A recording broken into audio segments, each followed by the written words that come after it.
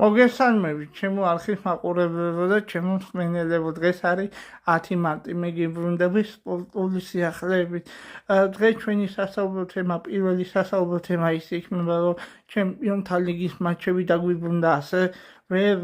ძალიან საუკეთესო ტურნირი ფეხბურთში, უმეტესობას ძალიან მოგწონთ ალბათ და მე განახლებული ინფორმაციებს მოგასწრდით სოფლიო ფეხბურთის შესახებ და ასევე სოფლიო სპორტის შესახებ. დავიწყოთ პირველ რიგში იმით, რომ საქართველოს ნაკრებმა ძალიან დამაჯერებლად მოიგო ჩვენ მორაგბეთა ნაკრებმა.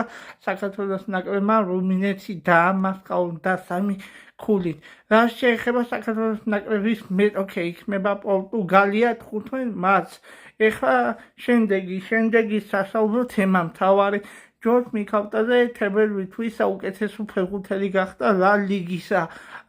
ეს დიდი მიღწევა ლა ლიგის ჩემპიონატში, რა თქმა უნდა, ამას რო გააკეთებს, რა თქმა უნდა, და არა ერთი სასიხარულო ამბავი გაგვიღო ჩვენი ქართველი ბიჭებისგან. წარმატებას ვუსურვებთ ჩვენ ბიჭებს. ეხლა რა შეეხება მთავარი სასაუბრო თემა, შემდეგი საინტერესო თემაა. დღეს თბილისის დროით ლივერპული გალათასარაის შეხდება. გალათასარაიმ უკვე იუვენტუსი გააგდო ჩემპიონთა ლიგის ტურნირიდან გამოთიშა იუვენტუსი გალათასარაი ლივერპული, რომელიც ლივერპული მიიჩნევა ფავორიტად, მაგრამ შესაძლოა აქაც ვიხილოთ სენსაციური მატჩი, საკმაოდ დაძაბული მატჩი შესაძლოა ვიხილოთ საყურებლად.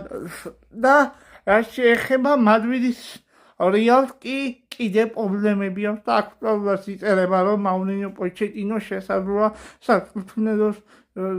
საწვრთნელო საქმიანობას დაუბრუნდეს წვრთნელობის საქმიანობას და მადრიდის რეალი გაწვრთნას. ასევე რა შეეხება კატალონიის ბარსელონას, თბილისის დროით დღეს გვიან 12 საათზე ნიუკასლს შეხდება კატალონიის ბარსელონა და ბარსელონა ფავორიტად მიიჩნევა ამ მატჩში, მაგრამ მე ვფიქრობ, მაინც თანაბარი მატჩი იქნება.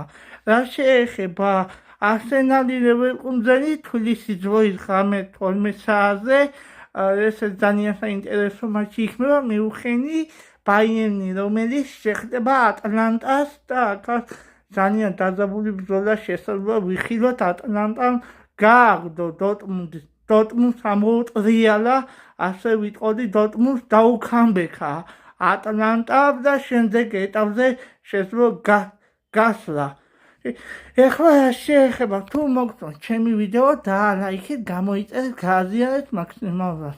მე დაგიბრუნდებით ხვალ.